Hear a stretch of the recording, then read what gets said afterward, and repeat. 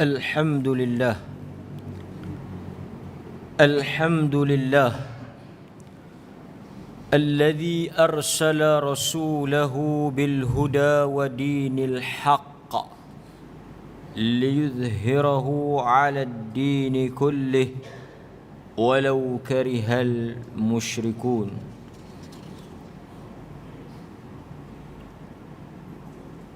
اللهم صل وسلم على نبينا محمد وعلى آله وصحبه أجمعين. أما بعد. Hadirin mukminin, syukur kepada Allah kita dapat mengadakan semula kelas pengajian kita.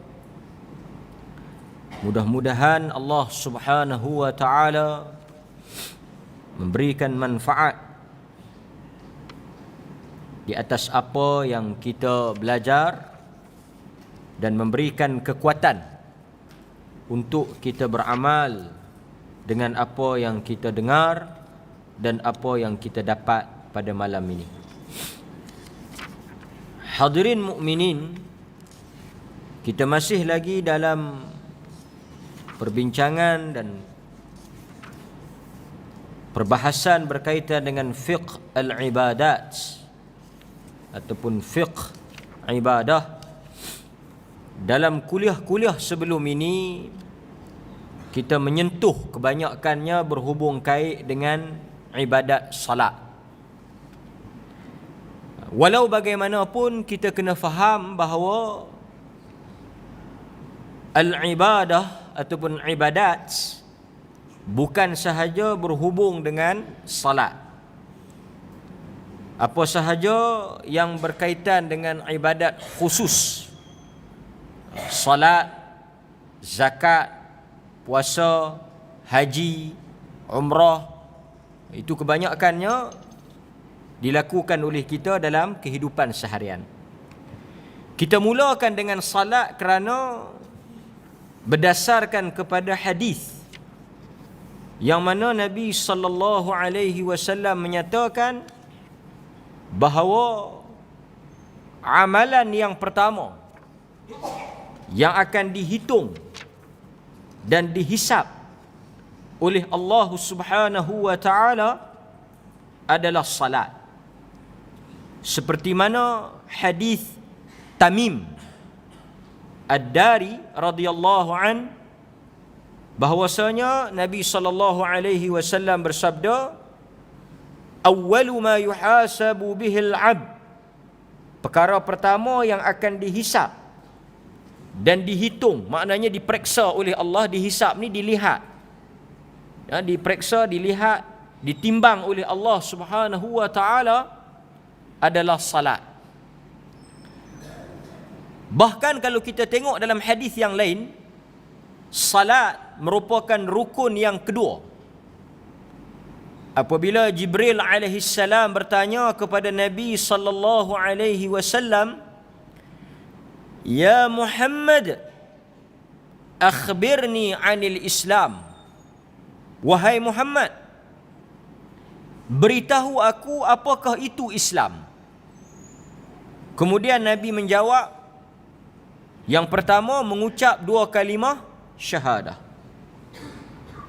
Selepas daripada menyebut tentang kalimah syahadah, aqidah, Nabi menjawab wa tuqimas salah, mendirikan salat. Disebab itu di awal perbincangan kita berkaitan dengan ibadat ni, kita banyak menyentuh berhubung dengan salat. Walau bagaimanapun pada malam ini kita akan berpindah sedikit daripada isu-isu berkait dengan salat. Kita akan masuk kepada rukun yang berikutnya ataupun perkara yang disebut oleh Nabi selepas daripada salat. An tashhada an la ilaha illallah wa anni Muhammad Rasulullah wa tuqimas salah wa tu'tiya zakat wa tasum Ramadan. Yang kita nak ambil ni wa tasum Ramadan, ataupun berkait dengan ibadat puasa.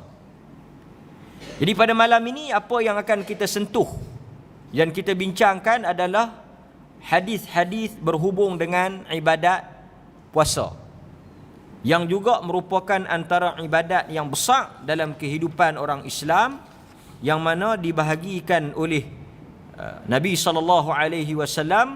Ada yang bersifat wajib dan ada yang bersifat tatawwu' ataupun sunat. Kelebihan-kelebihan puasa ini banyak, disebut dalam hadis-hadis Nabi SAW. Antaranya puasa itu sendiri, kata Nabi, as-siyamu li wa ana ajzi bih. Sesungguhnya puasa itu dilakukan untukku, khas, li, keranaku, wa ana ajzi bih, dan hanya sahaja aku yang mengetahui apakah balasan untuk orang yang berpuasa.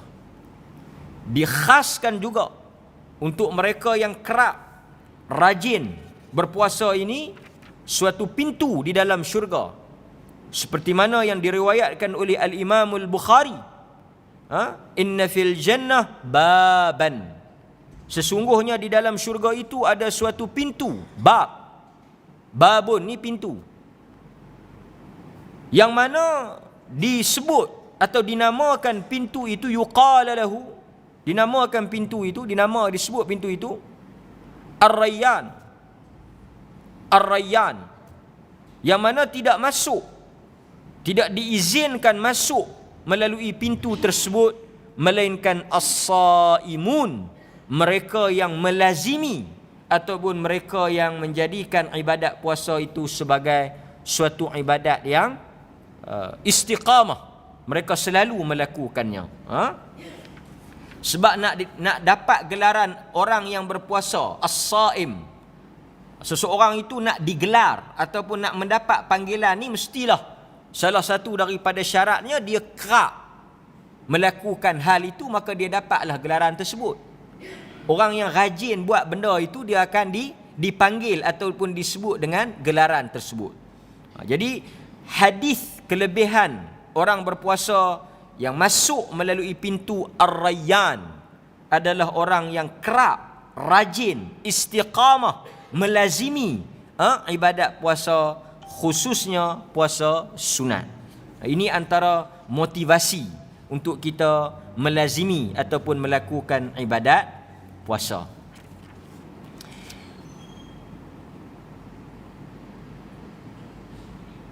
Okey, jadi kita nak tengok sedikit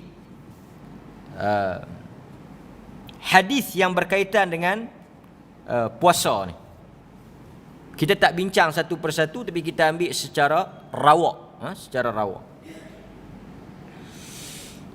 Hadis yang pertama daripada Aisyah radhiyallahu anha. Daripada Aisyah radhiyallahu anha, dia menceritakan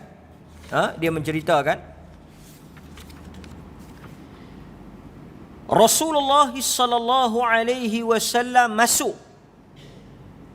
Ini hadis yang akan kita ambil faedah pada malam ini. Masuk ke rumahnya ketika itu siang. Masuk pada waktu siang. Lalu Rasulullah bertanya, hal indakum syai'? Nabi masuk, Nabi tanya kepada Aisyah, adakah apa-apa di sisi engkau, di sisi kamu, maknanya dalam rumah ni, sesuatu untuk dimakan.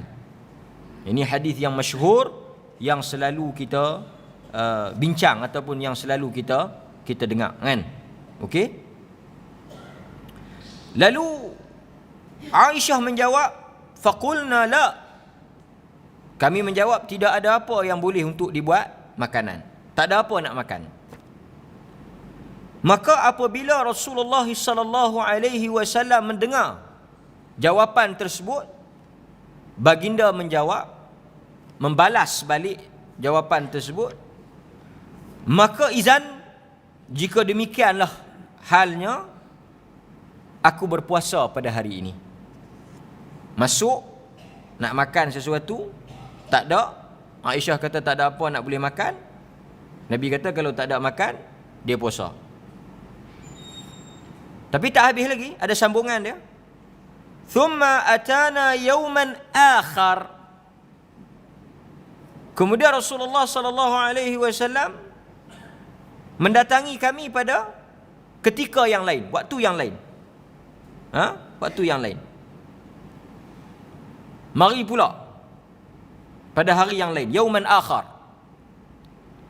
Menariknya, bila Rasulullah masuk, Aisyah radhiyallahu anha bagi tahu ada orang hadiah satu makanan, bubur, hais. Satu makanan orang hadiah. Sebab apa dia guna perkataan hadiah? Kerana Rasulullah tidak boleh makan daripada sedekah. Rasulullah salah satu daripada perkara yang diharamkan ke atas Nabi dan Ahlul Bait keturunan baginda memakan daripada barang sedekah. Tak boleh. Nabi ni tak boleh makan sedekah. Sebab itu ada hadis. Nabi pernah bertemu atau jumpa buah tamar di tengah jalan. Kata Anas bin Malik, satu hari dia berjalan dengan Nabi SAW, jumpa buah tamar, buah kurma, duduk tengah jalan. Mungkin buah kurma mana-mana jatuh ke apa ke. Rasulullah kata kalau tidak kerana takut, bimbang, kurma ini mungkin daripada kurma sedekah. Kurma sedekah. Nabi bagi tahu dekat Anas, kalau dia tak risau, dia tak takut benda ni sedekah, dia akan makan. Dia bimbang sebab boleh jadi kurma yang dia jumpa tu kurma sedekah, yang mana kalau dia makan jatuh haram. Dia kata para ulama itu menunjukkan hukum syubhah, sesuatu yang tidak jelas hukum. Dan Nabi ajar kita sesuatu yang tidak jelas, syubhah, kita tinggalkan. Seperti mana dalam hadis yang lain Nabi kata, famanittaqa syubuhat. Sesiapa yang menjaga dirinya, mengawal dirinya dari mengambil, memakan, menyentuh sesuatu yang bersifat samar-samar, was-was, syubhah, dia telah menjaga agamanya, telah menjaga maruhnya. Nabi kata orang yang kontrol, yang berhati-hati, tak ambil benda yang tak jelas ni, benda yang was-was ni, dia kontrol diri dia, dua perkara telah dia jaga. Satu, agama dia, din dia, irdih. Yang kedua, maruh, kehormatan dia. Kata para ulama, orang yang mudah, senang, biasa mengambil sesuatu yang syubhah, dia akan mudah untuk jatuh dalam perkara yang haram. Itu disebut dalam hadis tu. Waman waqa'a fi syubuhat waqa'a fil haram. Siapa yang dengan syubhah ni pun dia dah open, dah bebas, dah biasa. Syubhah ni boleh ambil, semua dia tak jelas saja. Kan? Sesuatu yang kita keliru. Kan? Satu makanan umpamanya kita tak tahu halal ke haram. Ada kebarangkalian untuk haram, ada sebab-sebab untuk haram, ada sebab-sebab yang sebab asal makanan halal. Asal makanan halal. Kan? Kemudian mungkin ada benda-benda yang kita tak clear, yang kita tak confirm, mungkin haram. Kita yang mungkin ni pun kita dah elakkan. Orang yang seperti ini dia menjaga agama dan maruhnya. Jadi Nabi tak ambil Nabi tak ambil. Tu saya nak sebut tadi ni, Aisyah menggunakan perkataan dihadiahkan, bukan disedekahkan. Menunjukkan apa? Ini faedah juga. Ada beza di antara sedekah dengan hadiah. Ada beza di antara hukum sedekah dengan hukum hadiah. Sedekah. Dan salah satu daripada sedekah yang Nabi memang tak boleh ambil, sedekah wajib, iaitu zakat. Zakat ni term yang digunakan dalam Al-Quran sedekah. Kan? Zakat ni juga digunakan sedekah. Sedekah wajib. Yang lain pada zakat tu dia panggil sedekah sunat. Jadi zakat, sedekah Nabi SAW tak boleh ambil. Cuma ada orang tanyalah, macam mana Nabi survive? Macam mana Nabi teruskan kehidupan dia? Kan? Ini salah satunya daripada hadiah lah. Kan, orang mari hadiah pada Nabi. Dan Nabi juga kalau kita tengok, dikhaskan peruntukan ghanimah. Dia ada portion, bahagian dalam ghanimah. Ini panjanglah ceritanya. Tapi maksudnya Rasulullah ada pendapatan untuk dia hidup lah. Kadang-kadang ada orang tanya macam mana Nabi sara hidup dia dan keluarga dia. Okey? Jadi apa yang berlaku apabila Aisyah bagi tahu kata ada orang hadiah makanan ni, ada orang bagi makanan ni, Nabi kata mari nak tengok. Bawa mari. Nabi tengok, kemudian Nabi makan. Yang mana masa Nabi masuk tadi disebut dalam hadis ini, baginda sebenarnya sedang berpuasa. Masuk awal tak puasa, tak ada makanan, Nabi puasa. Second time, kali yang kedua, puasa, ada makan, buka puasa. Ada dua situasi keadaan yang berbeza, yang mana kedua-dua keadaan ini memberikan faedah yang sangat besar dalam hukum, khasnya berhubung dengan puasa sunat. Jadi hadis inilah yang diambil sebagai panduan untuk menggariskan beberapa hukum. Itu kita akan sebut sebentar lagi. Hadis ini menunjukkan juga kepada kita bahawa Rasulullah sallallahu alaihi wasallam seorang yang bersifat kita panggil seimbang lah. Apa makna seimbang? Bukanlah disebut bahawa Rasulullah ni orang yang sentiasa setiap hari, sepanjang masa, tak kira waktu, dia berpuasa. Itu bukan Nabi. Sebab itu Aisyah kata bila kita tengok Nabi makan, macam dia tak puasa. Bila kita tengok dia tak makan, macam dia puasa tak buka-buka. Menunjukkan bahawa ada hari dia berpuasa, ada hari dia berbuka. Ibadat bersifat wasatiyah. Tidak melampau dan tidak langsung tak buat. Tak puasa langsung pun tak betul lah. Kan? Ada juga puasa-puasa yang sangat dituntut, yang sangat besar fadilatnya. Kalau puasa tak mau buka ni pun tetap juga menyelisihi Nabi sallallahu alaihi wasallam, dan memang ada dalam hadis orang yang niat nak puasa tak buka. Dia panggil apa? Saum as-siyam. As-saum ataupun as-siyamud dahr. Dahr. Iaitu puasa sepanjang masa. Ada. Malangnya Nabi membantah dan menghalang. Nabi haramkan. Salah satu benda yang diharamkan oleh Nabi kepada kita umat dia, berpuasa ad-dahr ataupun wisal, berpuasa tanpa berbuka. Setiap masa berpuasa. Setiap masa berpuasa. Okey?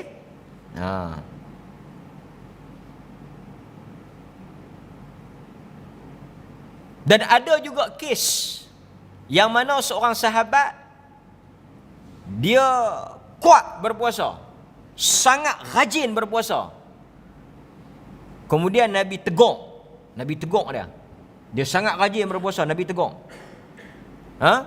Nabi kata dekat dia, tak boleh macam dia duk buat ni. sampai tak ada hari dia tak puasa, setiap hari dia puasa. Nabi kita tak boleh macam ni, tak betul. Kemudian Nabi bagi berapa choice. Nabi bagi Isnin Khamis, dia kata dia lebih pada tu dia boleh buat. Nabi bagi 3 hari sebulan, dia kata dia boleh buat juga, dia kuat, dia mampu. Kemudian Nabi kata kalau nak buat juga, kalau rajin sangat, kalau kuat sangat pun, ambillah puasa yang paling Tuhan suka. Ahabbus siyam, puasa yang paling Tuhan cinta, iaitu puasa Daud alaihissalam, yang mana sehari dia buka, sehari dia tutup. Maknanya ada hari makan, ada hari tak makan, puasa. Okeylah, dia kata kalau takat tu dia pilih yang tu lah. Tapi di hujungnya dia surrender. Di hujung usia dia, dia mengaku dalam hadis tersebut dia tewas, dia tak larat dan dia tak mampu. Ini yang diajar oleh Nabi. Begitu juga kes Abu Darda. Tuan-tuan tahu kan Abu Darda dengan siapa dia? Saudara dia? Yang kita baca tu dia ada 2 Abu Darda Al-Ansari, dipersaudarakan dengan seorang sahabat, yang mana sahabat tu teguk dia, hasil daripada rungutan dan aduan isteri Abu Darda, Ummu Darda. Pun salah satu perkara yang Abu Darda ni melampau dalam isu puasa. Siapa dia kawan dia seorang lagi? Salman. Yang mana Abu Darda ni berpuasa sepanjang masa, salat sepanjang malam, siangnya puasa, malamnya sembahyang. Sehingga isteri dia kata diri dia tu, si isteri tu, tidak dipedulikan oleh Abu Darda kerana fokusnya, semangatnya terhadap ibadat. Lalu Salman mengambil tanggungjawab ni nak perbetulkan apa yang dibuat oleh Abu Darda. Sebab itu dalam Islam kita selalu sebut dan selalu ingatkan tuan-tuan, supaya jangan jatuh dalam perkara yang dilarang oleh Nabi, iaitu bersifat ghulu, hatta kan dalam ibadat.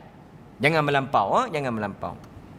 Hatta kan kita tengok dalam Islam, bila berperang sekalipun, ni tengah duk perang ni, bukan tengah keadaan biasa ni, tengah perang, tak boleh bunuh kanak-kanak, tak boleh bunuh wanita, tak boleh bunuh orang tua, tak boleh bunuh, haram, berdosa. Tak boleh bunuh kanak-kanak, tak boleh bunuh orang tua, tak boleh apa? Tak boleh bunuh wanita. Dan salah satu perkara yang diharamkan ketika perang. Pasal apa istilah perang tu? Perang ni mana nak dan, mana nak boleh duk pedar, duk tengok apa semua ni, nak kira nak bunuh ya. Salah satu daripada golongan yang diharamkan kita sentuh, siapa dia? Mereka yang berada di dalam rumah ibadat. Katalah kita perang dengan mana-mana pihak, siapa yang lari pergi duduk dalam tokong, pergi duduk dalam kuil, pergi duduk dalam gereja, pergi duduk dalam sinagog, rumah ibadat untuk golongan Yahudi kan, gereja Kristian, sinagog Yahudi, kuil Hindu, tokong Cina, Buddha. Mereka pergi duduk dalam tu, orang Islam tidak boleh sentuh dan tidak boleh mengapa-ngapakan pok ni. Nampak kita punya sikap tertib, sikap yang tidak boleh bersifat melampau. Bahkan bukan takat bunuh, tidak boleh merosakkan rumah ibadah. Tak boleh. Di dalam Islam salah satu daripada garis panduan dia, tak boleh merosakkan rumah ibadah. Itu sikap dia. Okey. Jadi jangan melampau. Dalam apa-apa benda pun jangan melampau. Okey, balik pada hadis ni. Hadis ni menunjukkan bahawa, kita ambil faedah, mungkin sebahagiannya tuan-tuan dah maklum lah. Yang pertama, kata para ulama, hadis ini dijadikan dalil oleh sebahagian ulama, umpamanya dalam mazhab kita sendiri, mazhab al-Imam Syafi'i, nyatakan apa? Nyatakan bahawa harus bolehnya seseorang itu tidak berniat pada awalnya untuk berpuasa, tetapi berubah untuk berpuasa walaupun setelah terbit fajar. Walaupun setelah terbit fajar. Ini berbeza dengan puasa wajib. Sesiapa yang ingin berpuasa wajib, puasa Ramadan lah umpamanya, dia mesti berniat sebelum terbit fajar. Berdasarkan hadis, sesiapa yang tidak berniat pada malam harinya, maka pada siangnya tidak ada puasa untuknya. Itu merujuk kepada puasa wajib. Puasa wajib. Contohnya mungkinlah, kod-kod lah, tuan-tuan hari Isnin ataupun hari Khamis lah selalunya orang puasa kan. Hari itu mungkin tuan-tuan tak ada niat nak puasa kan. Mungkin ada jemputan kenduri ke apa ke. Tiba-tiba mungkin tersilap tarikh ke. Ataupun mungkin tuan-tuan dah pukul 11, 12. Tak makan-makan lagi. Kan? Mungkin sibuk kerja tak makan hari itu. Maksudnya memang tak ada intention langsung. Tak ada niat, tak ada planning pun nak puasa. Boleh. Sebab itu berkait dengan ibadat sunat ni, saya sebut umum sikit lah. Berkait dengan ibadat sunat ni, Tuhan banyak bagi keluasan pada kita. Sebab itu sunat ni Tuhan tak paksa, tapi dia bagi banyak, kita nak sebut macam insentif.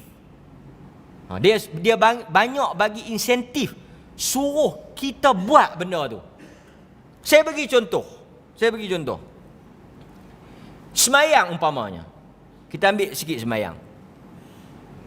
Semayang sunat tak wajib. Maksudnya tak berdosa. Tapi Tuhan, dia bagi banyak kelonggaran, keistimewaan. Semayang sunat ni nak suruh kita buat juga. Satu, dia bagi kita duduk walaupun kita boleh berdiri. Yang mana yang tu tak ada pada semayang wajib. Semayang wajib, mau tak mau, lagu mana pun tak ada pilihan, kena berdiri melainkan orang yang tak mampu. Tapi semayang sunat boleh duduk kalau mampu. Pasal apa tu? Pasal macam nak encourage, nak bagi semangat, nak bagi kita ni buat juga. Kan? Pasal tu Aisyah kata Nabi semayang malam, 1 rakaat dia berdiri, 1 rakaat dia duduk. Dan semayang malam kita tahu disunatkan kita baca panjang. Jadi kalau kita tak larat berdiri, kita duduk. Ataupun kalau kita larat pun kita duduk. Kan? Pasal tu kadang-kadang ada orang kata macam mana dia nak baca panjang? Dia tak hafal, tapi dia teringin nak baca panjang. Kita kata duduklah. Buka papak Quran kan, papa rehat ada, buka Quran. Letak depan dia tu, baca. Cuma ya Allahu Akbar, baca. Kan? Sekali habis satu muka, bacalah 3-4 juzuk ke. Kan? 1 rakaat 3-4 juzuk. Rakaat kedua 3-4 juzuk. Duduk bukan berdiri, duduk. Kan? Boleh sangatlah. Kan? Jangan lena. Okey. Macam tu juga dengan dan semayang sunat, kalau tuan-tuan duduk atas kenderaan, umpamanya atas kenderaan lah, atas kenderaan, tak payah menghadap kiblat. Kan? Naik kenderaan yang boleh lah kan. Macam naik kereta ke, naik pekan terbang, mayang sunat, Allahu Akbar. Kan? Mayang. Nampak? Yang mana yang tu tak boleh untuk semayang fardu. Okey. Macam juga puasa sunat. Puasa sunat ni, dia punya time untuk kita buat decision, keputusan nak puasa ke tak tu sangat panjang. Kita tengok-tengok, nak dekat lohok dah ni, puasa lah. Boleh. Bahkan sebahagian pandangan menyebut bahawa lepas daripada zuhur, gelincir matahari, dia nak niat pun masih dibenarkan. Dengan syarat dia tak buat lagi lah. Ni dah tibai roti canai 2 keping apa semua. Dah kena tarik 3-4 gelas baru nak niat, tak boleh lah. Nampak? Okey? Jadi maknanya dari sudut puasa sunat tu, dari sudut niat tu, dia sangat luas lah. Dan daripada hadis ni juga, satu yang menarik bagi saya, Rasulullah, kalau kita tengok Rasulullah sallallahu alaihi wasallam dalam kisah ni lah, dia puasa tu sebab tak ada makanan. So tuan-tuan, ini kita kadang-kadang banyak benda kita boleh hurai lah. Dia tanya ada makan tak? Seolah-olah macam tak ikhlas lah pula. Dah tak ada makan baru nak puasa. Kalau ada makan, tak puasa lah. Niat ni satu benda yang Tuhan saja boleh hukum. Tuhan saja boleh hukum, kan? Tak ada makan, puasa. Walha pada awal nak makan. Kita kata patutnya firm lah. Nak puasa lah. Tak puasa sudah, kan? Tak. Jadi sebab itu, kalaulah kita buat apa-apa, ini disebut oleh Al-Imam Ibn Qudamah. Kadang-kadang, menarik ulasan dia, saya nak kongsi dengan tuan-tuan. Kadang-kadang ada benda yang kita buat di atas faktor tolakkan luaran. Kadang-kadang kita tak mau pun. Apa dia ni nak pi, kita tak mau pergi sembahyang jemaah umpamanya. Kita pun tak mau pergi sembahyang jemaah. Tapi mungkin suami kita jenis rajin, isteri kita jenis rajin, kita pun terrajin. Ini dia panggil faktor luaran ni, faktor luaran. Ataupun mungkin kawan kita, kadang-kadang mungkin benda tu sedekah, kita mungkin tak ada niat. Lepas tu duk tengok orang duk tengok orang bagi, kita pun rasa nak bagi juga Maksudnya bukan asalnya daripada kita. Ibn Qudamah kata ia bukan riak, ia bukan ujub, dan dia tidak mengganggu apa-apa niat kita. So jangan pedulilah. Kadang-kadang kita buat benda tu bukan kerana kehendak kita, tapi kerana ni faktor-faktor luaran ni. Macam Nabi tadi lah. Faktor luaran ni tak ada makanan. Ibn Qudamah bagi contoh dalam buku dia, Minhajul Qasidin. Dia bagi contoh apa? Dia kata kadang-kadang ada orang yang tak pernah semayang malam, tak pernah tahajud. Lepas tu dia bermusafir dengan kawan dia yang jenis rajin tahajud. Ni contoh Ibn Qudamah bagi. Dia kata kawan dia yang musafir, yang berjalan dengan dia tu rajin tahajud. Masalah kawan kita pun tak rajin tahajud. Kita pun memang tak tahajud. Ibn Qudamah kata kita tengok dia bangkit tahajud, kan? Dia bangkit dengar orang pergi bilik air apa semua, kan? Kita pun jaga. Lepas tu tengok dia. Lepas tu Ibn Qudamah kata daripada perbuatan dia tu mari cetusan kat kita nak buat. Kita pun bangkit. Ibn Qudamah kata itu sangat baik. Tapi kalau kita tak bangkit, pasal apa? Kita dah kata hang bangkit pun hang dah tengok nak tiru dia tu, dah orang buat baru hang nak buat, kan? Orang biar kita tu bangkit ke diri, biar kita tu sendiri bangkit. Lah kali daripada buat baik tak buat. Sebenarnya ni tak betul. Kan? Biar apa pun yang menjadi faktor dorongan yang mengajak atau menyebabkan kita buat, Tuhan tidak pernah mengambil kira benda tu. Buat. Kan? Buat. Tak ada masalah. Okey, tu saya nak sebut sikit lah berkaitan dengan kes ni.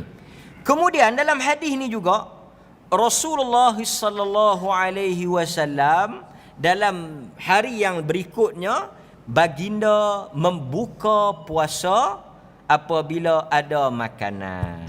Ini banyaklah yang boleh kita fahami bahawa antaranya dalam mazhab al-Imam Abu Hanifah, dalam mazhab al-Imam Syafi'i, mazhab al-Imam Syafi'i dia kata apa? Dia kata sesungguhnya Yajus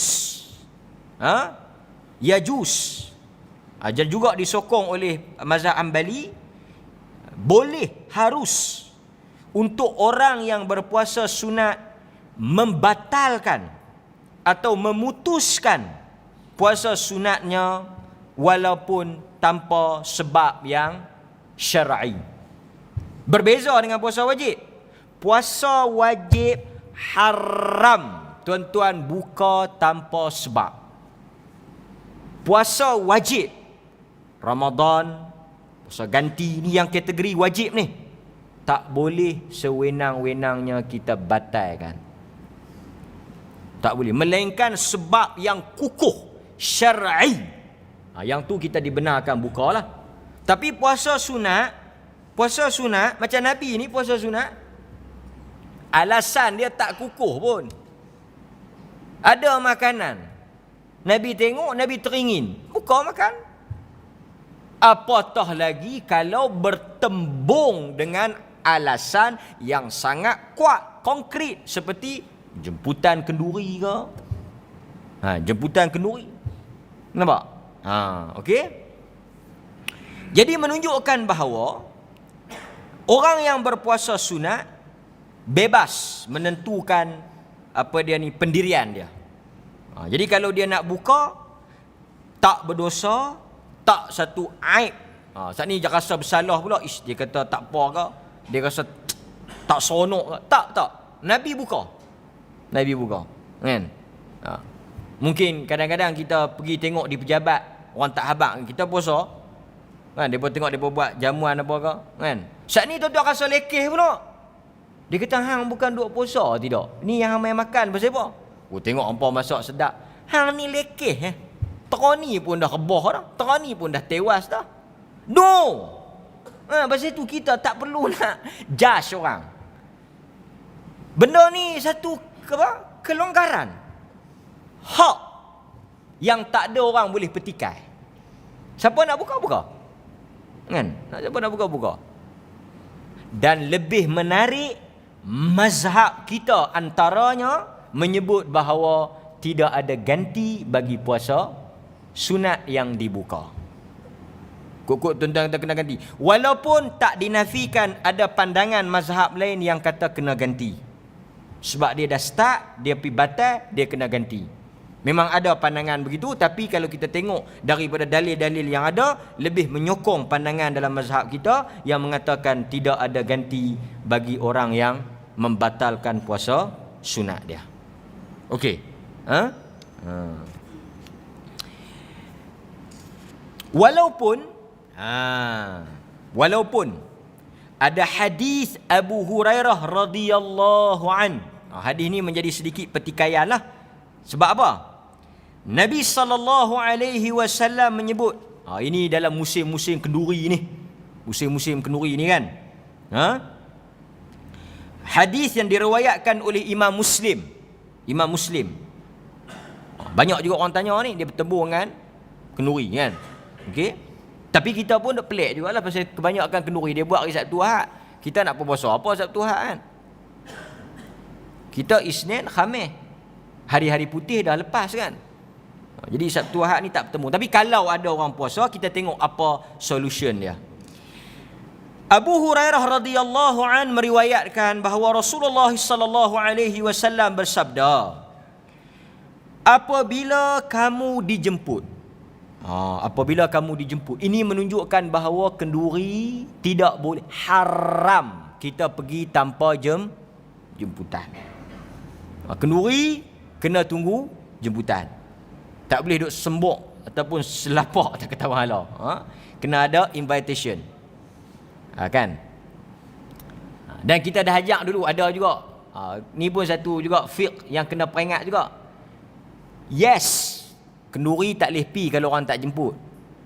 Yang kedua, saya nak bagi tahu, kalau kita tak dijemput, kita boleh pergi dengan izin tuan rumah. Ini berlaku pada Nabi sendiri.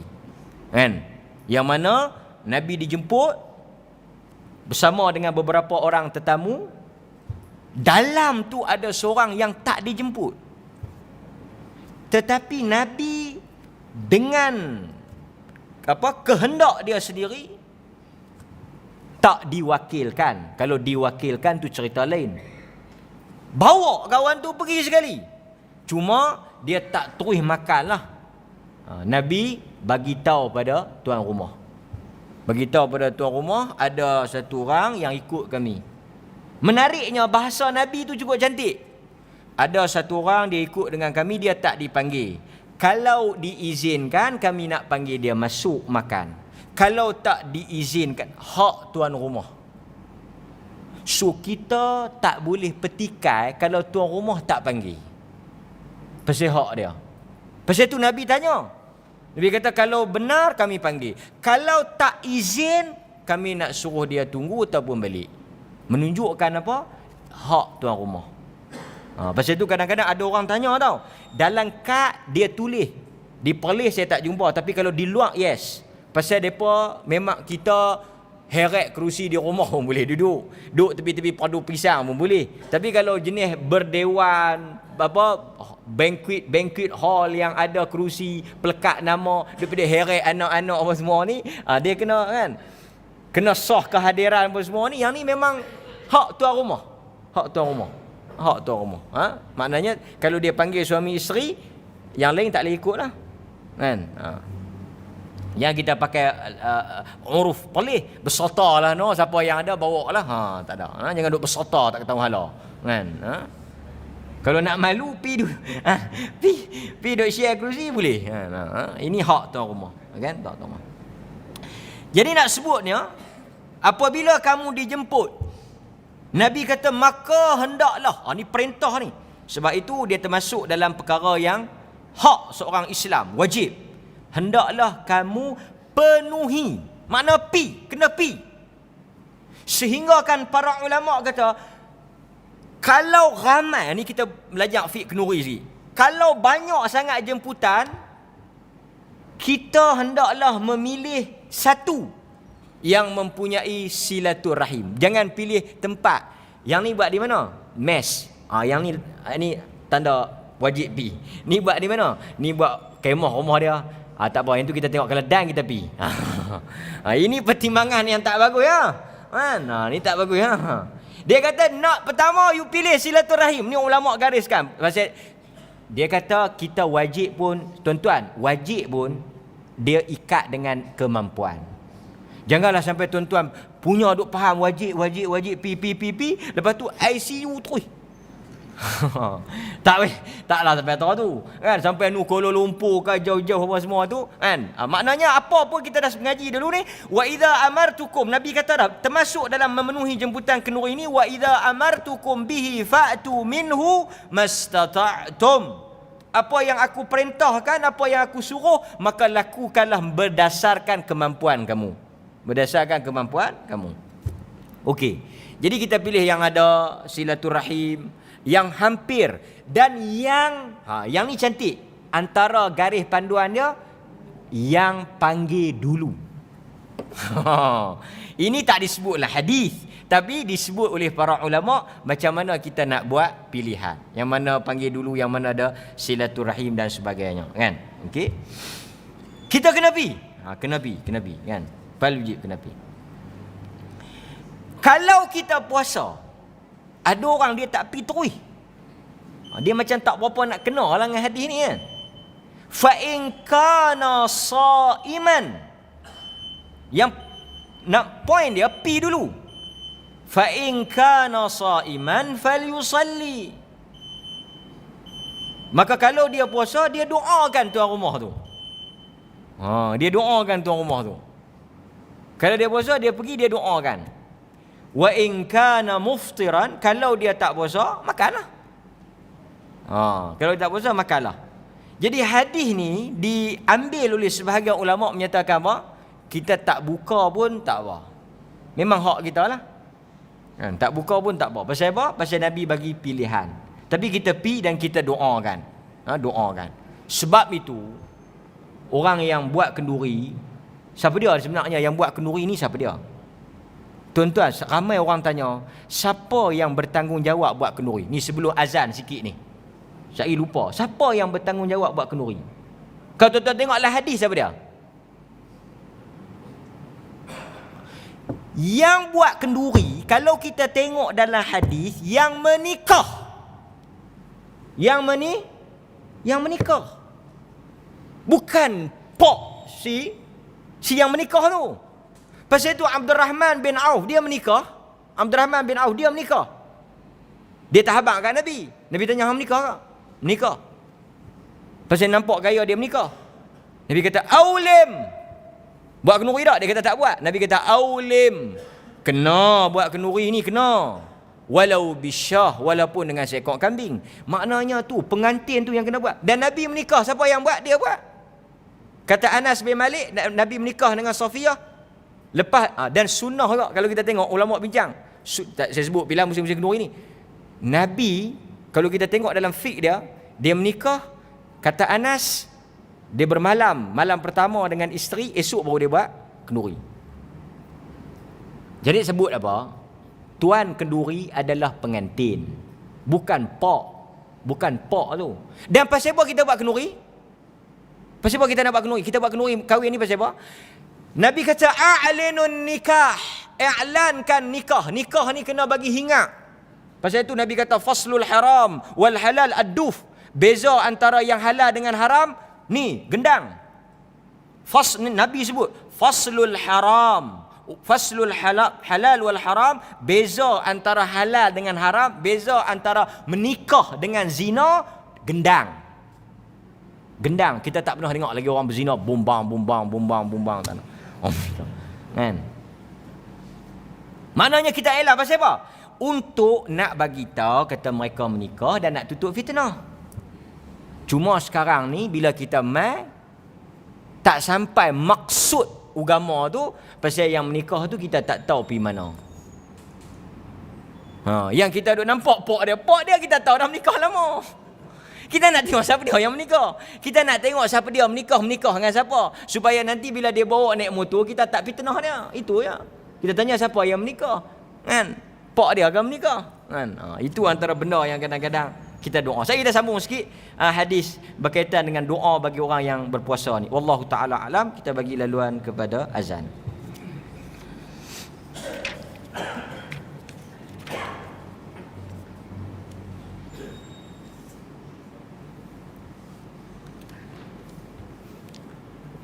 Bismillah. Sikit lagi tuan-tuan, sikit. Okey, sekarang isu dia apa? Isu dia bila Nabi kata kita pi, kita doa. Kemudian kita continue puasa. Kalau yang tak puasa, makanlah. Masalahnya, okey, masalahnya boleh pi dan teruskan puasa, boleh pi dan berbuka puasa. Dua-dua harus. Hukum ada berapa? Ada wajib, ada sunat, ada mubah, harus. Ada makruh, ada haram. Ada 5 kan hukum? Hukum ada 5. Jadi apa hukum pi makan kenduri kita puasa? Harus. Kalau kita puasa pi nak buka makan, boleh? Harus. Masalahnya kok-koklah timbul. Ayu afdal, mana yang lebih afdal, lebih baik, lebih besar pahalanya kepada kita berbuka ataupun terus berpuasa? Kalau tuan-tuan tanya yang tu, dan ini dibincangkan oleh para ulama, yang mana satu ayu afdal, yang mana satu yang lebih afdal? Sama ada kita pergi, kita berpuasa dan kita doakan saja, kan? Tapi saya tengok dalam yang ni, dan ini bukan perbincangan lah, ini out of topic. Dia sebenarnya tak, kita pi tak apa, makan tak apa. Dia pun tak tanya sekarang ni makan tak makan. Salam tak okey. Kalau kita tak puasa, kita pi, kita salam dia, bagi sikit RM10 ke, sambui ke, dia okey lah kan. So nak menentukan afdal tak afdal ni, para ulama kata dia melihat kepada keadaan. Tuan-tuan, saya nak sebut kebanyakan masalah bila dia berbalik kepada isu yang mana afdal, dia ada banyak sebab. Pasal itu kita kalau tanya halal haram batal sah ni senang. Tapi kalau tanya afdal, dia kena detail. Saya bagi contoh. Puasa ketika musafir. Puasa ketika kita berjalan jauh, safar, travel.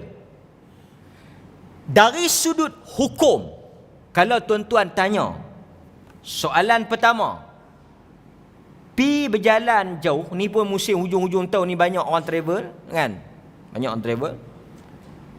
Kalau bulan puasa lah, isunya bulan puasa lah. Dia kata mana boleh tak boleh? Soalan pertama, boleh tak boleh puasa? Kita kata dari sudut hukum, puasa boleh, tak puasa boleh. Pasal dalam hadis pun sebut benda yang sama. Dalam rombongan Nabi, ada yang puasa dan ada yang buka puasa. Yang puasa tak mengata yang tak puasa, dan tak puasa lagilah tak mengata yang puasa. Tak ada masalah, masing-masing faham. Yang puasa azimah, dia pilih yang asal. Yang tak puasa, dia pilih rukhsah. Masalahnya mari kat kita ujung-ujung ni. Pergi naik kapal terbang bulan puasa. Umrah bulan puasa kan besar pahala, ramai lah orang pi. Siapa yang buat umrah bulan puasa dapat pahala macam buat haji. Tak apalah, baguslah. Cuma dia kena mengajilah sebelum pi. Sebab apa? Orang yang pergi Mekah, dia musafir, dia boleh buka puasa. Dia dibenarkan buka puasa, harus untuk dia buka puasa. Dan orang yang nak puasa pun tak apalah. Jangan duk mengatalah. Cuma yang peliknya bila orang yang tak puasa, ni duk makan. Pramugari tanya ni puasa ke tak? Dia duk pegang, dia tak mau puasa. Tak apalah, mai hantar. Yang sebelah dia ni puasa. Tak apa, dua-dua tak apa. Pasal zaman Nabi memang ada dua-dua. Memang ada dua-dua kes ni. Cuma jangan katalah. Kan? Jangan. Dia pun pakai ihram, kita pun pakai ihram. Cuma kita pakai ihram, kita makan biryani. Dia pakai ihram. Astagfirullah. Cuma dia kadang-kadang baik dia tak payah puasa, dia tengok kita pula. Kita pun tak tahu dia golek tu golek kat biryani tu ke atau golek kat kita. Tapi golek tu seakan. Lepas tu dia pun mungkin mutawih dia ada ujung kapal terbang tu. Dekat turun dia pun pergi habaq dekat mutawih dia. Duduk sebelah saya ustaz weh, grup mana tak tahu, duduk makan biryani, tak puasa, pakai ihram elok dah tak puasa. Mutawih dia baru habaq. Tak apa, sebenarnya memang boleh buka, ada ruksah. Dia betul. Tak habaq lah kerusu. Habaq masa nak turun. Punya menangis duduk tengok biryani. Emirat biryani kambing ha. Ni cerita tak ada kena-mengena saja cerita mereka tak sat ni. Okey. Balik pada cuma bila dia kira afdal, afdal balik pada keadaan, kondisi. Sesiapa yang mampu, kuat, boleh bertahan untuk berpuasa, afdal ketika itu dia puasa. Baik, bagus bagi dia meneruskan puasa. Ambil yang asal. Tapi kalau dia tak larat, memudaratkan dia, maka afdal dia buka. Itu dari sudut perbincangan yang mana satu afdal, yang mana satu fadil. Afdal yang sangat baik, fadil yang kurang baik. Dia tengok orang. Okey. Mari isu pi kenduri ni kita nak buka ke kita nak makan? Pun melihat keadaan. Ulama kata kalau kita pi, tuan rumah sangat berharap kita makan. Kalau kita tak makan, membazir. Mungkin jemputan tak ramai. Kan? Dia sangat berharap kita makan. Ketika itu afdal, besar pahalanya kita buka. Dalam situasi macam tu. Itu yang disebut. Kan? Okey? Ataupun apa dia ni? Yang panggil kita tu adik-beradik kita. Dia dah masak dah macam Nabi kan. Satu orang tu tak makan. Dalam rombongan Nabi tu dia tak makan. Nabi tanya pasal apa tak makan. Dia kata saya puasa. Asalnya boleh. Tak apa. Memang boleh. Tapi Nabi suruh dia buka. Alasan Nabi pasal apa? Dia kata bukalah. Kawan kita yang panggil kita mai ni, dia dah penat masak. Maknanya Nabi ajak macam mana nak tengok afdal tak afdal.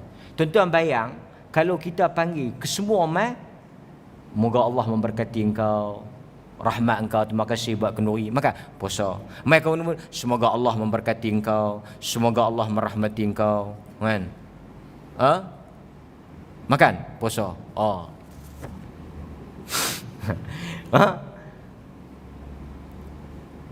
Especially khasnya, ni kita kena cerdik, orang mengaji kena cerdik.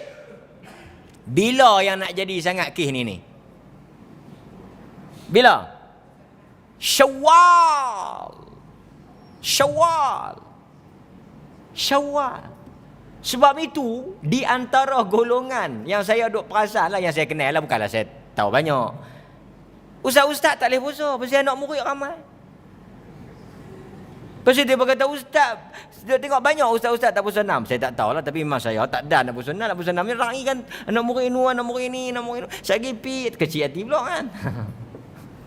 Akhirnya memang tak puasa. Okey, tapi nak ceritanya apa dia ni? Kita dah tahu bulan-bulan lagu tu, bulan orang puasa, bulan orang memperbanyakkan puasa. Kita adjust buat petang supaya tidak menimbulkan apa? Konflik. Pandai-pandai je lah buat petang bagi orang boleh buka puasa apa semua kan. Dia boleh mari mula pukul 5, dia boleh mai kan. Ini antara benda-benda. Dan kita yang nak buat apa? Nak buat kenduri ni, selain daripada tengok kalender kuda, kenalah juga rujuk kalender Islam. Dia kata tengok tak cuti tak? Oh, dia kata cuti. Kita buat hari tu. Dia lupa nak tengok kalender Islam. Tengok bila? 10 Muharram. Ashura orang puasa. Lepas tu bila dia panggil, orang pun duk tengok. Aduh, macam mana? Itu benda-benda yang kadang-kadang dia perlu kepada kepekaan. Kan? Okay. Tapi kalau kita pi tu, kita tengok tuan rumah okey. Kita pun pergi bisik pelan-pelan. Habaq dekat dia. Ni saya tak puasa apa semua. Dia tak apa. Sat, tunggu sat. Dia pun rasa orang bungkui ke apa ke kan. Dia pun nak bungkui, tengok juga kalau kita salam ada, dia bungkui. Okey. Tunggu sat. Panggil, mai bungkui dah. Okey. Kalau dia macam tu, kita teruskan puasa itu lebih afdal. Kan? Saya nak sebut di akhir kuliah ini, agama bersifat fleksibel, anjal. Dia tidak statik. Maknanya dia berubah-ubah mengikut keadaan dan kesesuaian. Dia ra'i lah. Agama ni jenis ra'i. Kan? Jenis ra'i. Wallah. Pasal itu dia bagi kita peluang nak ganti puasa pun sampai Ramadan. Dia benarkan kita ganti puasa ni sampai Ramadan. Qada tu sampai Ramadan. Menunjukkan dia sangat luas lah. Kan? Sangat luas. Dan kalau kita nak banding pun, sayang lah kan. Puasa sunat tak banyak. Jadi kalau kita boleh, kita jaga supaya tidak berpuasa. Wallahu ta'ala alam. Itu sedikit fiqh yang boleh kita ambil dan kita korek kongsi daripada hadis Nabi SAW. Hari pertama baginda tak ada makan, dia niat puasa. Hari yang kedua dia niat puasa, ada makan, dia berbuka. Yang mana ini semua memberikan pengajaran kepada kita bagaimana untuk membuat keputusan dalam kes-kes yang berlaku dalam kehidupan seharian kita. Yang pentingnya ada ilmu. Ada ilmu, insya-Allah kita tak susah nak buat keputusan. InsyaAllah dalam kuliah yang akan datang kita masih lagi berkait dengan puasa, hal-hal yang berhubung dengan puasa. Banyak fik-fik yang penting yang berhubung dengan puasa. Sallallahu ala nabiyyina Muhammad wa ala alihi wa sahbihi wasallam. Walhamdulillahirabbil alamin. Wassalamu alaikum warahmatullahi wabarakatuh.